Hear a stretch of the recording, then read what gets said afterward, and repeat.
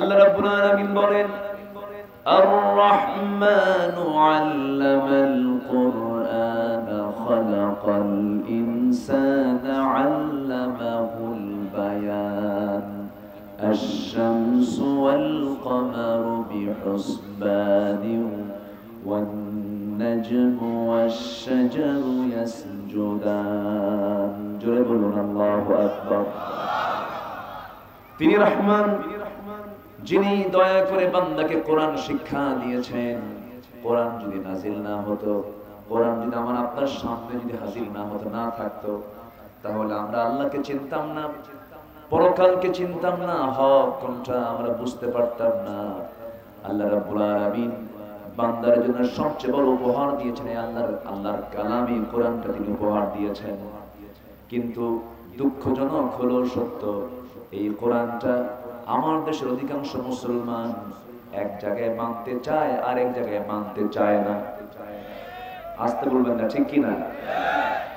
কোরআন যদি কেউ এক জায়গায় মানে আরেক জায়গায় না মানে, কোরআনের একটা আয়াতকে যদি কেউ গ্রহণ করে আরেকটা আয়াতকে যদি সে গ্রহণ না করে, তাহলে এটার ফলাফল কি? ইল্লা খিজিয়ুন ফিল হায়াতিদ দুনিয়া, দুনিয়ার জিন্দেগিতে সে লাঞ্ছিত হবে। কোরআনটা যদি কেউ আংশিক মানে আংশিক না মানে, আল্লাহ তাআলা বলেছেন আফাতুমিনুনা বিবা'দিল কিতাব ওয়া তাকফুরুনা বিবা'দ, কিতাবের কিছু অংশ মানবে কিছু অংশ মানবে না, তা হবে না। কোরআনটাকে মানবো আমরা আংশিক না পুরোপুরি? আসতে বলে, আংশিক না পুরোপুরি? পুরোপুরি মানতে হবে। কোরআন নিজের মন মতো মর্জি মতো মানলে হবে না, কোরআন মানতে হবে কোরআনের মতো করে। এটা কার হুকুম? আসতে বলবেন না, কার হুকুম? আল্লাহর হুকুম। সম্মানিত ভাইরা, সম্মানিত বন্ধুগণ, আমরা এই জাগতিক জীবন ছেড়ে চলে যাচ্ছি যে কোনো মুহূর্তেই। প্রত্যেক দিন কিন্তু বহু মানুষ চলে যাচ্ছে, বহু বান্দার আগমন হচ্ছে। পৃথিবীতে জন্ম নিচ্ছে কিছু, আবার পৃথিবী নামক এই জায়গা থেকে অনেকেই দুনিয়া থেকে বিদায় হয়ে যাচ্ছে। এই আসা যাওয়াই কিন্তু এই দুনিয়া। কিন্তু আমি যে চলে যাব, আমি যে মরে যাচ্ছি, মরে যাব একদিন, মরে যাওয়ার পর যে দিনটা আসবে সামনে, যে কালটা আসবে, এটিকে ক্ষণকাল না চিরকাল? বলেন বলেন বলেন বলেন। আমরা দুনিয়াতে আসি ক্ষণস্থায়ী না চিরস্থায়ী? ক্ষণস্থায়ী। তাহলে ক্ষণস্থায়ী জীবন নিয়ে চিন্তা দরকার বেশি না চিরস্থায়ী জীবন নিয়ে চিন্তা দরকার বেশি? কিন্তু আমরা চিন্তা কোনটা বেশি করি বলেন? ক্ষণস্থায়ী দুনিয়ার জিন্দেগি নিয়ে আমরা বেশি ব্যস্ত হয়ে পড়ি। তাহলে আমাদের চাইতে হবে, আমাদের প্রস্তুতি নিতে হবে দুনিয়া না আখিরাতের? বলেন কার কার? বলেন আখিরাত।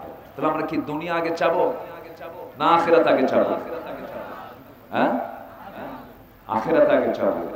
কিন্তু আল্লাহ তাআলা তো কোরআনে দুনিয়াটা আগে চাইতে বলেছেন। কেমন করে দেখেন, আল্লাহ রাব্বুল আলামিন বলেন রব্বানা আতিনা ফিদ দুনিয়া হাসানাতাও ওয়া ফিল আখিরাতি হাসানাতাও ওয়া কিনা আযাবান নার ওয়াজআলনাল জান্নাতা মা'আল আবরার। জোরে বলুন আল্লাহু আকবার। আল্লাহ তাআলা আমাকে তুমি দুনিয়ার কল্যাণ দাও, দুনিয়ার হাসানা দিয়ে দাও, আখিরাতের হাসানাও দিয়ে দাও। দুনিয়া যার সুন্দর হবে আখিরাত তার সুন্দর হয়ে যাবে। দুনিয়াটা যদি সে সুন্দর করে ঢেলে সাজাতে পারে, সুদ মুক্ত জীবন, 5 ওয়াক্ত নামাজের মধ্য দিয়ে সাজাতে পারে, জিনার কাছে যদি না যায়, বান্দার হক যদি নষ্ট না করে, মিথ্যাচার যদি না করে, মানবিক যে সমস্ত দোষগুলো আছে সেই দোষ থেকে যদি নিজেকে বিরত রাখতে পারে, আল্লাহ রাব্বুল আলামিন বলছেন বান্দারে এ পারে দুনিয়া ও পারে জান্নাত, আমি তো তোর জন্যই জান্নাত রেখে দিয়েছি। জোরে বলি সুবহানাল্লাহ। সম্মানিত ভাই, এই মানব জীবনে চলতে গিয়ে কিছু দোষ ত্রুটি আমাদের জীবনে হয় কি হয় না? আসতে বলবেন না, হয় কি হয় না? হয়। অনেক দোষী করে ফেলি, কিন্তু কিছু দোষ আছে যে দোষগুলো ক্ষমার যোগ্য, আর কিছু দোষ আছে, কিছু গুনাহ আছে যেটা ক্ষমার অযোগ্য। দুনিয়াতেও সব অপরাধের শাস্তি কিন্তু একরকম হয় না।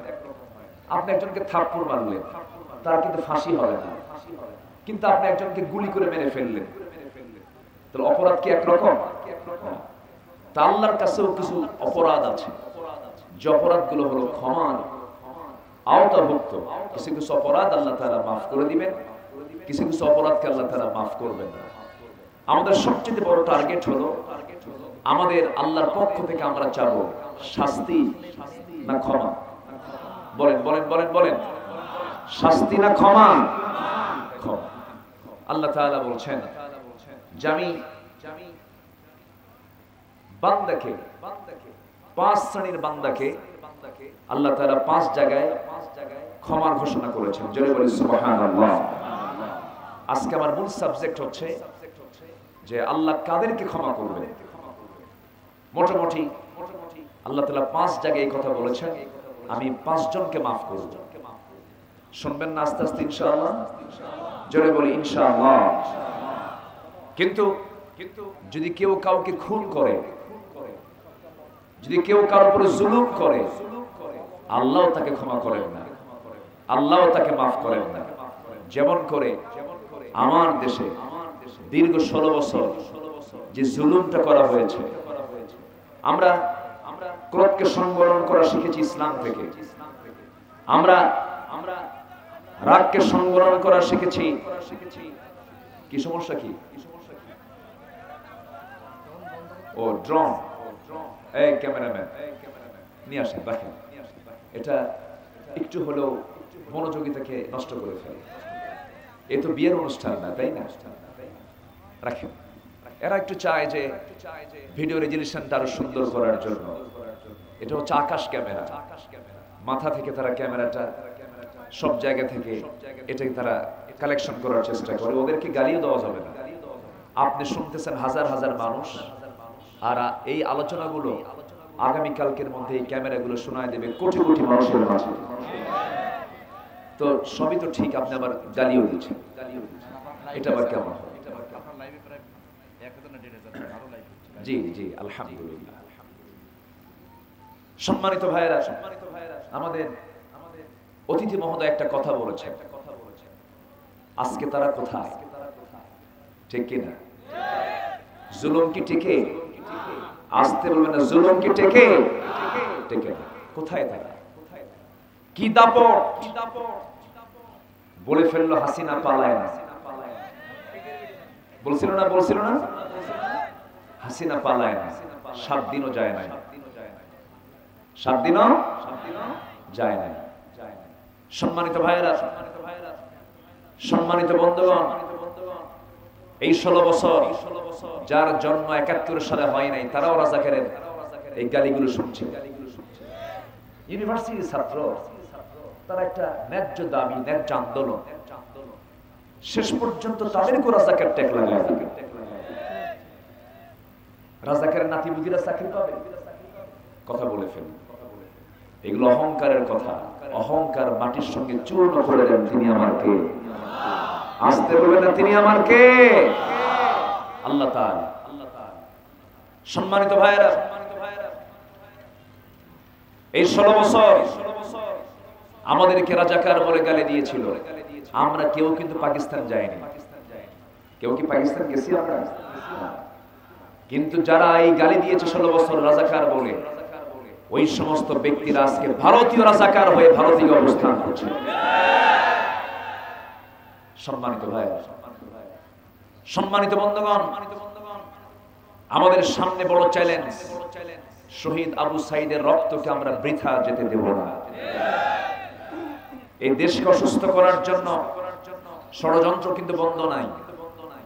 একটা মহল লেগে আছে কোন দিক থেকে কি করা যায়, কিন্তু না, আমার দেশকে আমার সাজায় নিতে হবে, আমার সংসারকে আমার সাজাতে হবে।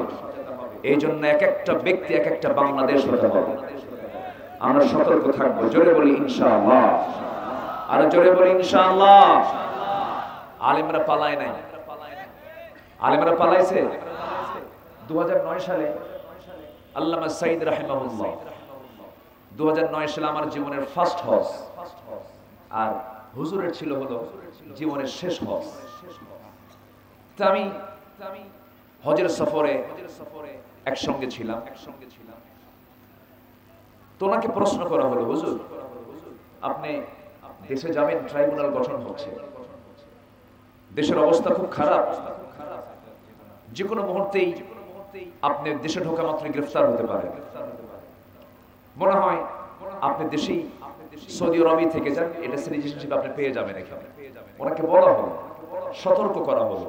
উনি মুচকে একখানা হাসি দিয়ে বললেন, আমার দল, আমার কর্মী, তারা জেল খাটবে, তারা মাজলুম হবে, তারা নির্যাতিত হবে, অত্যাচারিত হবে, আর আমি তার লিডার হয়ে, আমি তার নেতা হয়ে প্রবাস জীবনে আরামে সময়গুলো কাটাবো, এমন চরিত্র আমার রাসূল শিখায় না। উনি চ্যালেঞ্জকে মোকাবেলা করার জন্য তিনি দেশেও ফিরেছেন, দেশে এসে জেলে ঢুকেছেন, জেল খেটেছেন 13 বছর। শেষ পর্যন্ত ওদের ষড়যন্ত্র থামেনি, ওনার হত্যা নিশ্চিত না করা পর্যন্ত ওদের ষড়যন্ত্র থামেনি। 2023 সালের 13 আগস্ট কাশিমপুর কারাগার থেকে একটা সুস্থ মানুষকে টেনে এনে শাহবাগ মেডিকেলে, দুটো ছেলে সন্তান বাবার সঙ্গে দেখা করবে, এই সুযোগটাও তারা দেয়নি। জেলখানা থেকে মেডিকেলে ঢুকায় মেডিকেল টিম কর্তৃক পয়জনিং করে তাকে হত্যা করা হয়েছে। সম্মানিত ভাইয়েরা, সম্মানিত বন্ধুগণ, এই যে তাফসীর মাহফিলের এই প্ল্যাটফর্ম আপনারা দেখতে পাচ্ছেন, এটার মূল রূপকার হলেন আল্লামা সাঈদী রাহিমাহুল্লাহ। আমি এই মাহফিলের এই প্ল্যাটফর্ম থেকে সুস্পষ্ট ভাষায় জানান দিতে চাই, যে মেডিকেল টিম কর্তৃক তাকে পয়জনিং করে হত্যা করা হয়েছে, অবিলম্বে তাদেরকে গ্রেফতার করে চূড়ান্ত শাস্তি নিশ্চিত করা হোক। এই মতের পক্ষে রাজি আছেন কারা কারা? হাত উঁচু করে দেখা।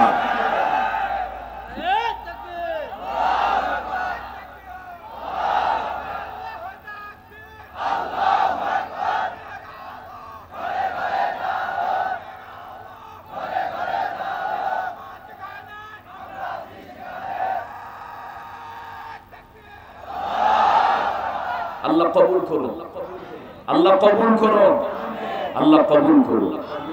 হত্যার ফয়সালা, হত্যার বিচার কি দিয়ে হবে? হত্যা দিয়ে হবে। এটা কি মোল্লার কথা না আল্লাহর কথা? ইসলাম তিনটা শাস্তিকে চূড়ান্ত করেছে, তিনটা অপরাধের শাস্তি। এক হচ্ছে খুন করলে তার প্রতি মায়া দেখানো যাবে না। নাম্বার 2, বিবাহিত কোন জেনাকার জেনা করলে।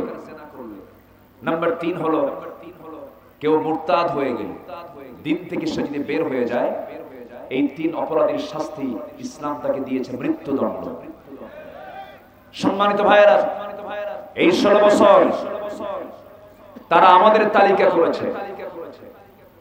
116 জন আলেমের তালিকা করা হবে, মনে আছে কিনা আপনাদের জানি না। 116 জন তালিকার প্রধান হলো কালামানিক। কালামানিকের নাম শুনুন নাই? কট খাইছে কোথায়? সিলেটে গিয়ে কালামানিক। 116 জন তালিকা করেছে, তার মধ্যে আমার নামটাও ছিল। আমরা কি দোষ করেছি? আমরা হক কথা বলি। তারা যদি আমাদের নামের তালিকা করতে পারে, এখন সময় এসেছে যারা আমার দেশের নাস্তিক চেতনার ধ্বজাধরি, যারা বাম রাম, ওদের তালিকা করার সময় এখন হয়ে গেছে। ওদের তালিকা করার দরকার আছে না নাই? যারা আল্লাহর শত্রু, তারা আমাদের কখনো বন্ধু হতে পারে না। আমরা আমাদের চোখ কান খোলা রাখবো, সত্যকে চিহ্নিত করতে হবে। শত্রুর সঙ্গে কোনো আপোষ করার সুযোগ নেই। সম্মানিত ভাইয়েরা, সম্মানিত বন্ধুগণ, আপনারা বড় ভাগ্যবান। এই পীরগঞ্জের রক্তটাই প্রথম ঝরেছে এই পরিবর্তনের জন্য। বলি আলহামদুলিল্লাহ। আবু সাইদ সে শুধু এখন পীরগঞ্জের নয়, গোটা জাতির জন্য একটা বিশাল বড় সম্মান, গৌরবের। বলি আলহামদুলিল্লাহ। সেই দিন একজন বলতেছে, হুজুর কে যেন বলছে আবু সাইদ নাকি শহীদ না। তো আমি বললাম, আবু সাইদ শহীদ না, ও কি হিন্দু? না। সে কি অমুসলিম? না। আমার দেশে তো হিন্দু শহীদ হয়। শহীদ আনন্দ কুমার মহন্ত কোথায় যেন দেখলাম, যে দেশে হিন্দু শহীদ হয়, অথচ আবু সাইদ সে 5 ওয়াক্ত নামাজি ছিল। সে যে কোনো আমল করতো রিসার্চ করে, নরমাল কোন কলেজের সে ছাত্র না, একটা ইউনিভার্সিটি ইংলিশ ডিপার্টমেন্টের ছাত্র। অচেতন নয়, সচেতন ছেলে। জীবন দেওয়া তো সস্তা না, যত রক্ত লাগে দেব, প্রয়োজনে লোক পাঠাবো, আমি যাব। এরকম বহু নেতা আছে, কিন্তু আছে না? নাই আছে। কিন্তু আবু সাইদ কি তা করেছে? আবু সাইদ তা করেছে? এই জাতিকে জুলুম শাহী থেকে বাঁচানোর জন্য, এই জাতিকে সমস্ত অত্যাচার থেকে বাঁচার জন্য নিজের বুকটাকে উজাড় করে দিয়েছে বন্দুকের সামনে। জীবন দিয়ে প্রমাণ করেছে যে জীবন দিতে রাজি আছি, জুলুম সহ্য করতে রাজি নই। যদি কেউ আগুনে পুড়ে মারা যায়, শহীদ। পানিতে ডুবে মারা যায়, শহীদ। বিদ্যুৎ স্পৃষ্ট হয়ে মারা যায়, শহীদ। শুক্রবারে মারা যায়, শহীদ। এমনকি বিছানায় যদি শুয়ে থেকে মারা যায়, জিহাদের তামান্না যদি লালন থাকে, সেও শহীদ। বলি আলহামদুলিল্লাহ। প্রশ্ন করে, ও কি শহীদ? যুগে যুগে কিছু মুনাফিক ছিল, এখনো কিছু মুনাফিক আছে না নাই? কোনদিন কি শুনছেন জুমার খতিব পালায়া যায়? আমার দেশের একটা জাতীয় মসজিদ বাইতুল মুকাররম, 5 আগস্টের পরে নিখোঁজ সংবাদ। কি হয়েছে? বাইতুল মুকাররমের খতিব নিখোঁজ। 2 সপ্তাহ পর কিছু সাঙ্গ পাঙ্গ নিয়া মসজিদে ঢুকে মেম্বার দখল করার চেষ্টা করলো।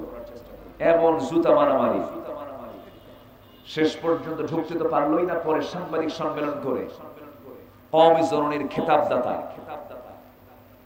এই ব্যক্তি বলে ফেললো যে আল্লাহ পাক আমাকে বাঁচাইছে, আমার গায়ে একটা জুতার বাড়িও লাগে না। এই হচ্ছে অবস্থা। আমার দেশে কিছু মুনাফিক আছে না নাই? বলেন, আসতে বলবেন না, আছে না নাই? আমি মনে হয় উত্তরটা দিয়ে ফেলেছি। আল্লাহ তুমি শহীদ আবু সাইদের শাহাদাতকে তুমি আল্লাহ কবুল করে নাও, তার কবরটাকে জান্নাতের টুকরা বানায় দাও, তার জিন্দেগীর সকল গুনাহকে তুমি আল্লাহ মাফ করে দাও, তার পরিবারকে সবরে জামিল, ধৈর্য ধরার তৌফিক তুমি আল্লাহ দিয়ে দাও, সকল রক্তকে তুমি আল্লাহ দ্বীনের জন্য কবুল আর মঞ্জুর করে দাও। সম্মানিত ভাইরা, সময় খুবই অল্প, খুব বেশি সময় নাই। শুধু একটা বিষয়, সেটা হলো সবচেয়ে বড় অর্জন কি জানেন? আমি যদি আল্লাহর কাছ থেকে ক্ষমা পেয়ে যাই। সব হলো কিন্তু আল্লাহ মাফ করলেন না, তাহলে কি লাভ আছে কিছু? আমরা ক্ষমা নিতে চাই কার কাছ থেকে? কার কাছ থেকে ক্ষমা নিতে চাই? আল্লাহর কাছ থেকে। আল্লাহ রাব্বুল আলামিন ক্ষমা করবেন 5 জনকে। নাম্বার 1 হলো, যদি কোনো বান্দা অজ্ঞতাবশত মন্দ কাজের পর নিজেকে সংশোধন করে নেয়, কোন একটা ভুল কাজ সে ভুলে করে ফেলেছে, এরপরে মাফ চায়, আল্লাহ তাকে মাফ করে দেন। কিন্তু ইচ্ছা করে জেনে শুনে কোনো গুনাহ করলে সেই গুনাহ মাফ হয় না। আল্লাহ রাব্বুল আলামিন সূরা নাহলের 119 নম্বর আয়াতে বলছেন, সুম্মা ইন্না রাব্বাকা লিল্লাযীনা আমিলুস সুআ বিজাহালা সুম্মা তাবু মিন বা'দি যালিকা ওয়া আসলাহু ইন্না রাব্বাকা মিন বা'দিহা লাগফুরুর রহিম। জোরে বলুন আল্লাহু আকবার। যদি কোনো বান্দা অজ্ঞতাবশত যদি কোনো ভুল করে ফেলে, এরপর সে যদি মাফ চেয়ে নেয়, আল্লাহর কাছে ক্ষমা চেয়ে নেয়, আল্লাহ রাব্বুল আলামিন তাকে ক্ষমা করে দেন। কিন্তু সেটা যদি হয় তার অজানায় যদি কোনো ভুল হয়ে যায়, কিন্তু আপনি জানতেছেন জিনা করা হারাম, জিনা করলে পরে গুনাহ কবিরা হয়ে যাবে, ইচ্ছা করে আপনি গুনার দিকে গেলেন, অবশ্যই তা মাফ হবে না। কার কথা? আসতে বলবেন না, কার কথা? আল্লাহর কথা। নাম্বার 2 হলো যে সমস্ত বান্দাগুলো তওবা করার পরে যারা ঈমান আনবে এবং আমলে সালিহ করবে, আল্লাহ রাব্বুল আলামিন তাদেরকেও maaf করে দিবেন। সূরা ফুরকানের শেষের দিকে আল্লাহ রাব্বুল আলামিন ৭০ নম্বর আয়াতে বলছেন, ইল্লা মান তাবা ওয়া আমানা ওয়া আমিলা সালিহান ফাউলাইকা ইউবাদদিলুল্লাহু সাইয়্যাতিহিম হাসানাত ওয়া কানা আল্লাহু গফুরার রহিমা। জোরে বলুন আল্লাহু আকবার। যদি কোনো বান্দা তওবা করে আগে, আল্লাহ তাআলা এখানে ঈমান এবং নেক আমলের কথাটা পরে বলে দিয়েছেন। আগে বলেছেন যারা তওবা করবে, তওবা মানে যারা ফিরে আসবে, জিনা করেছে আর জিনা করব না, চুরি করেছে আর চুরি করব না, বান্দার হক মেরে খেয়েছে আর বান্দার হক মেরে খাবো না, বোনের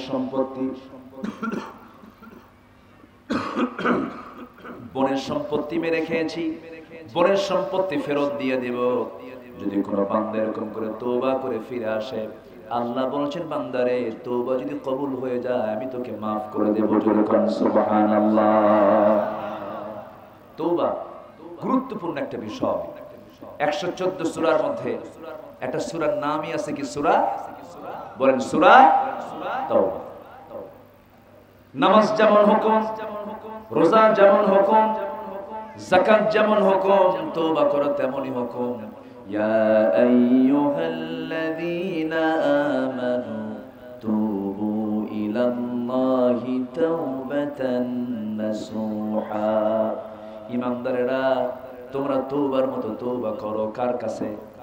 আসতে বলবেন না, কার কাছে? আমার আপনার জীবনে গুনাহ হবে, গুনাহ হওয়ার পরে যদি কোনো বান্দা চোখের পানি ফেলে ফেলে কেঁদে কেঁদে যদি আল্লাহর কাছে বলে, আল্লাহ অমুক গুনাহটা হয়ে গেছে, তুমি আল্লাহ আমারে maaf করে দাও। কোন বান্দা যদি আল্লাহর ভয়ে এক ফোঁটা চোখের পানি ফেলতে পারে, আল্লাহর কসম করে বলি বান্দার এক ফোঁটা চোখের পানি 7টা জাহান্নামের সমস্ত আগুন এক ফোঁটা চোখের পানি নিভাইয়া দিতে পারে। জোরে বলি সুবহানাল্লাহ। এই জন্য আমরা যদি কাঁদতে হয়, কাঁদবো কার কাছে? পৃথিবীর কারো কাছে কান্দা কতটুকু চোখের পানি ফেলবো আমরা কার জন্য ফেলবো? আল্লাহর জন্য ফেলবো। ছোট্ট একটা ঘটনা মনে পড়লো আমার। ভুল হয়ে যেতে পারে, পাপ হয়ে যেতে পারে। কোন বান্দার জীবনে পাপ নাই, গুনাহ নাই, কিন্তু আল্লাহর কাছে তওবার মতো তওবা করলে আল্লাহ পাপ maaf করে দিবেন। একজন মহিলা সাহাবী বড় একটা গুনাহ করে ফেলেছেন, সেটা হলো জিনার গুনাহ করে ফেলেছিলেন। বিবাহিত অবস্থায় তিনি জিনার কাজে জড়িয়ে পড়েছিলেন। নবীর কাছে গিয়ে বললেন, ইয়া রাসূলুল্লাহ আমি তো জিনা করে ফেলেছি। রাসূল বলেন, না তুমি করো নাই। না হুজুর আমি জিনা করেছি। না তুমি করো নাই। না হুজুর আমি জিনা করেছি। না তুমি করো নাই। কয়বার বললেন? 3 বার বললেন। রাসূল তাকে বাঁচাতে চাইলেন, কিন্তু মহিলা বলছেন, হুজুর আপনি যদি আমাকে বাঁচাতে চান, কিন্তু আমি জাহান্নাম থেকে বাঁচতে চাই। দুনিয়াতে আমার শাস্তি হয়ে যাক, আখিরাতে আমার জন্য ক্লিয়ার হয়ে যাক, আপনি আমার উপর আইনটা কার্যকর করে দেন। রাসূল বলেন, মহিলা সন্তান তোমার পেটে আসছে নাকি? সন্তান তো চলে আসছে। সন্তান ডেলিভারি না হওয়া পর্যন্ত তোমার উপরে কোনো আইন কার্যকর করা যাবে না। মহিলা বলছে, ইয়া রাসূলুল্লাহ আমি যতদিন ধরে বাঁচবো তার গ্যারান্টি কি? রাসূল বলেন, গ্যারান্টি আমি কেমন করে দেব? তবে তোমার জন্য আমি দোয়া করি। যাও। চলে গেলেন মহিলা। চোখের পানি ফেলে ফেলে কাঁদেন, সেজদায় পড়ে পড়ে ডুকরে ডুকরে কাঁদেন, তওবা করেন। জায়নামাজ ভিজে যায়। 9টা মাস পূরণ হলো, সন্তান ডেলিভারি হলো। সন্তান ডেলিভারির 3 দিন 4 দিন 2 দিন পরে নয়, মাত্র একটা দিন পর নবীর কাছে হাজির হয়ে বলছেন, ইয়া রাসূলুল্লাহ আমাকে আর দয়া করে আজকে ফেরত দিবেন না, সন্তান ডেলিভারি হয়ে গেছে, আপনি আমার উপর আইনটা কার্যকর করে দেন। রাসূল বলেন, মহিলা সন্তান যে ডেলিভারি হয়েছে সেই সন্তানটা জীবিত না মৃত? সন্তান তো জীবিত রেখে আসছি। রাসূল এখন মুস্কি হাসি মেরে বলেন, মহিলা হাউলাইনি কামিলাইন, সন্তানের খাবারটা তোমার স্তনে আছে, ওই সন্তান তোমাকে 2টা বছর অবশ্যই লালন পালন করতে হবে, তোমাকে স্তন থেকে দুধ খাওয়াতে হবে। সন্তানের রিজিক আছে তোমার বুকে, মেহেরবানি করে চলে যাও, সন্তানকে দুধ খাওয়াও। মহিলা বলছে, ইয়া রাসূলুল্লাহ, এতদিন বাঁচবো তার গ্যারান্টি? রাসূল বলেন, গ্যারান্টি আমি কেমনে দেবো? তবে আমি তোমার জন্য দোয়া করে দিই, চলে যাও। আবার তাকে পাঠায় দিলেন। এখানে একটা প্রশ্ন করতে পারি, আমার বন্ধুগণ, রাসূলের সময় এমন কিছু বান্দার আবির্ভাব হয়েছিল যে বান্দাগুলো দোষ করেছে, কিন্তু বিচার প্রার্থী হয়ে বিচারকের কাছে আসছে একমাত্র কার ভয়ে? আসতে বলবেন না, কার ভয়ে? আসামি ধরার জন্য জেলখানা লাগে নাই, আসামি ধরার জন্য পুলিশ লাগে নাই, আসামি ধরার জন্য কোনো গোয়েন্দা লাগে নাই, আসামি নিজেই হাজির হয়েছে বিচারপতির সামনে। কার ভয়ে? দেশ ভালো হবে, মানুষ ভালো হবে, কার ভয়ে? দেশের মানুষ ভালো হবে কার ভয়ে? আল্লাহ ভীরু নাগরিক তৈরি করতে হবে, আল্লাহওয়ালা নাগরিক তৈরি করতে হবে, তাহলে দেশ ভালো হবে। আমার নবীজি পাঠায় দিলেন।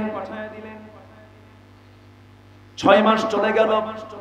ওই মহিলা করলেন কি, 6 মাসের মাথায় সন্তানকে অন্য খাবারের প্র্যাকটিস গড়ে তুললেন, অন্য খাবারের অভ্যাস গড়ে তুলে টোটাল দুধ বন্ধ করে দিলেন। দুধ বন্ধ করে দিয়া সন্তানকে কোলের মধ্যে করে নিয়া তৃতীয়বারের মতো আজকে 3য় দিন নবীর সামনে হাজির হয়ে বলছেন, ইয়া রাসূলুল্লাহ, আজকে 3য় দিন আপনার কাছে আসলাম, আমি আজকে আর ফেরত যেতে চাই না। এই যে সন্তান বুকের দুধ খাওয়া বন্ধ করে দিয়েছে, অন্য খাবার সে খেতে পারবে এমন অভ্যাস তার হয়ে গেছে, আমাকে আর ফেরত দিবেন না, আপনি আমার উপরে আজকে চূড়ান্ত শাস্তি নিশ্চিত করে দিবেন। জিনাকার প্রমাণ হয়ে গেলে তার শাস্তি হলো ফারজুমুহু মানাকালাম মিনাল্লাহ, পাথর মেরে শেষ করে দেওয়া। কার বিধান? আসতে বলবেন না, কার বিধান? বিগত সময়ে জাহাঙ্গীরনগর ইউনিভার্সিটির এক কুখ্যাত ছাত্র ছিল মানিক, তার নাম কি নাম? সেঞ্চুরি করেছিল, ধর্ষণের সেঞ্চুরি। কিসের সেঞ্চুরি বলে? কেন কেন করেছিল? 100টা নারীর জীবন নষ্ট করে, অধ্যত্ত আচরণ প্রকাশ করে সে ক্যাম্পাসে আবার মিষ্টি বিতরণ করেছে।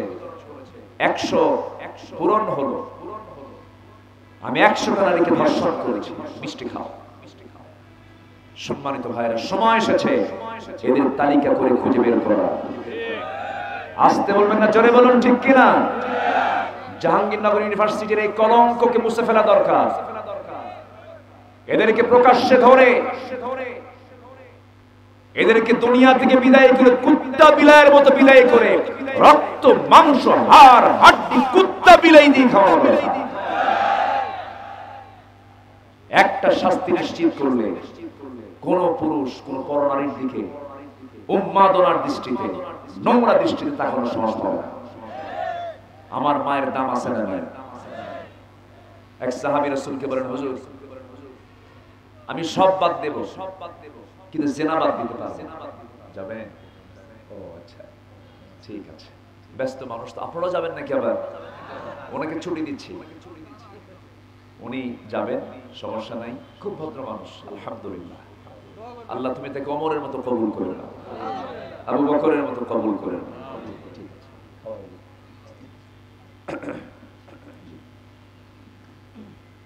এক সাহাবী বললেন, ইয়া রাসূলুল্লাহ, আমি সব ছাড়বো কিন্তু জিনা ছাড়বো না। রাসূল বললেন, তুমি জিনা ছাড়বা না? না। আচ্ছা, তোমার মার সঙ্গে যদি কেউ জিনা করতে আসে, হুজুর জবাব করব। বুঝতেছেন আমার কথা? বুঝতেছেন? যদি কেউ তোমার স্ত্রীর সাথে জিনা করতে আসে, হুজুর আমি তাকে মেরে ফেলে দেব। যদি তোমার কোনো বোনের সাথে কেউ জিনা করতে আসে, হুজুর আমি তাকে হালে ছেড়ে দেব। তার কাছ থেকে জবানবন্দি নিল। এরপরে রাসূল বললেন, ও আমার সাহাবী, তুমি যার সঙ্গে জিনা করতে যেতে চাও সে তো কারো না কারো মা, কারো না কারো বোন, কারো না কারো মেয়ে। সঙ্গে সঙ্গে সাহাবীর চক্ষু বেয়ে বেয়ে টপ টপ করে পানি পড়ছে আর বলছে, ইয়া রাসূলুল্লাহ, সত্যিকার আপনি আল্লাহর নবী। আজকে থেকে সকল জিনার কাজ বন্ধ করে দিলাম। সুবহানাল্লাহ। নারীর দাম কত, নারীর সম্মান কত, সেই সম্মানটাকে আজকে কোথায় নিয়ে চলে গেছে? এটার মূল কারণ হলো সমাজে ইসলাম না থাকে। ঠিক কিনা বলো? সমাজে ইসলাম জারি হয়ে যাক। সবাই চান কি আপনারা?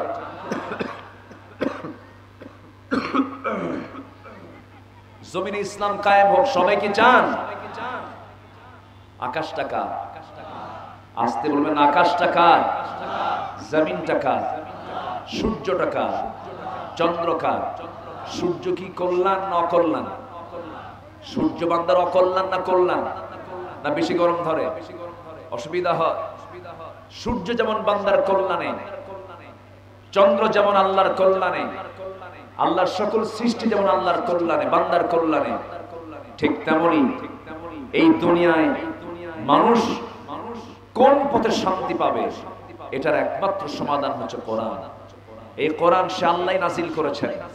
অতএব পৃথিবীর সকল অশান্তি দূর করার জন্য একটাই পথ শুধু খোলা আছে আমার দেশে, সেটা হলো এই জমিনের কোরআনের শাসন চালু হয়ে যাওয়া। সবাইকে চান? আসতে বলবেন না, সবাইকে চান?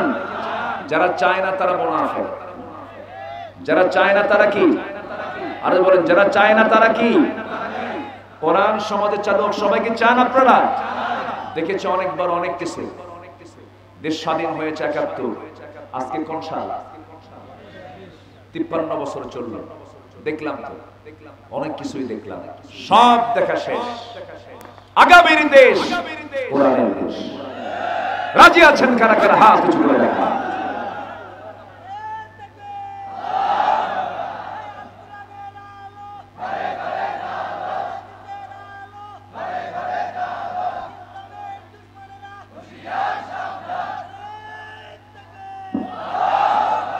আল্লাহ কবুল করুন, জোরে বলি আমিন। আমাদের কাজ হচ্ছে এখন একটাই, কোরআনকে জায়গা মতো পৌঁছায় দেওয়া। কোরআন আছে হলো কাগজের পাতায়, হাফেজের মাথায়। কোরআন আছে কোথায়? কাগজের পাতায় আর হাফেজের মাথায়। কোরআনটাকে আমরা দেখতে চাই রাষ্ট্রের পাতায় পাতায়। কোরআন দিয়ে শুধু মসজিদ চলবে না, কোরআন দিয়ে শুধু মাদ্রাসা চলবে না, কোরআন দিয়ে পার্লামেন্ট চলবে, কোরআন দিয়ে সচিবালয় চলবে। এটা যদি হয় আমাদের রাজনীতি, এটাই আমাদের রাজনীতি। কথা ক্লিয়ার? কথা ক্লিয়ার?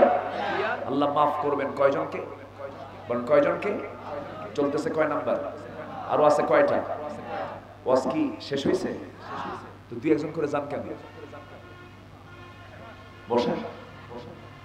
আগামী থেকে মাইক ট্যাগ নিলে এরকম মাইক নেবেন না, খুব বেকায়দা, খুব সমস্যা। আমার কানে আমি নিজেই শুনতে পাচ্ছি না ভালো করে। মাইক তাদের ভালো, হয়তো লোকালি মাইক, তবে মাইক গুলো নেওয়ার জন্য আমি সাজেস্ট করবো, এত বড় মাহফিল জেলা শহর থেকে নিয়ে আসবে।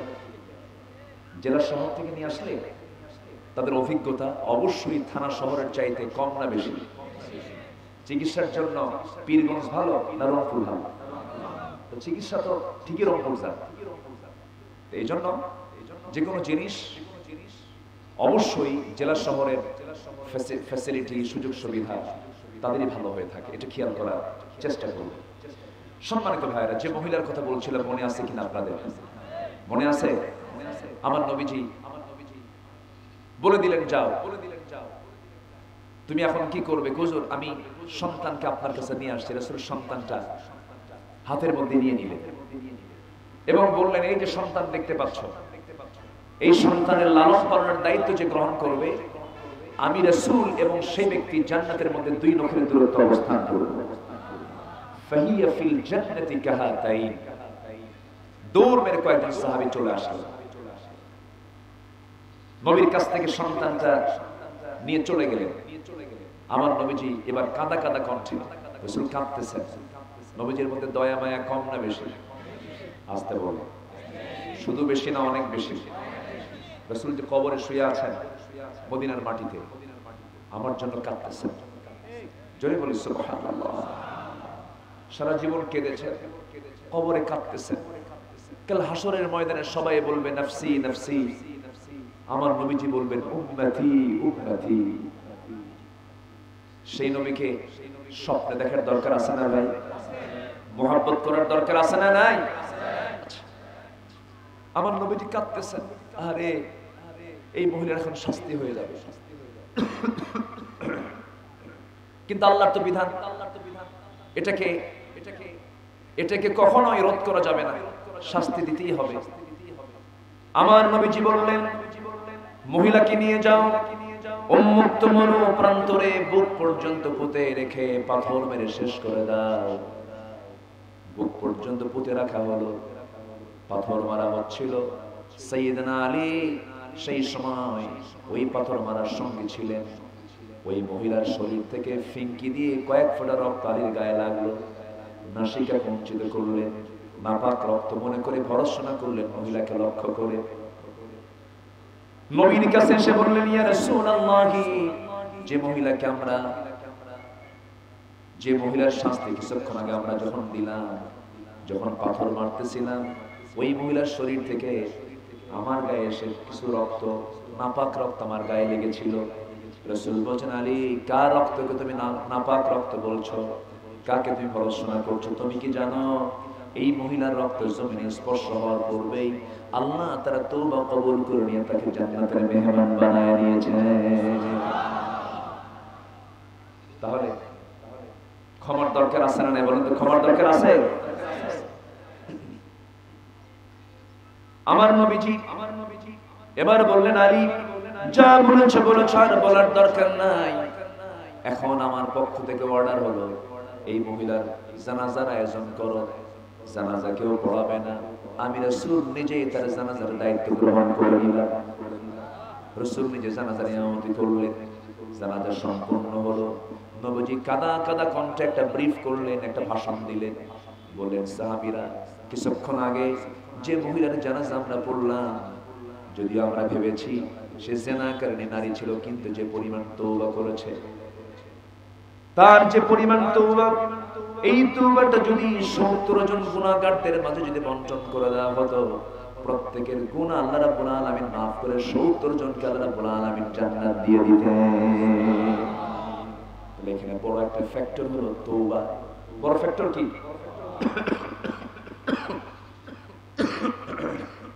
সবাইকে তওবা করতে রাজি আছেন?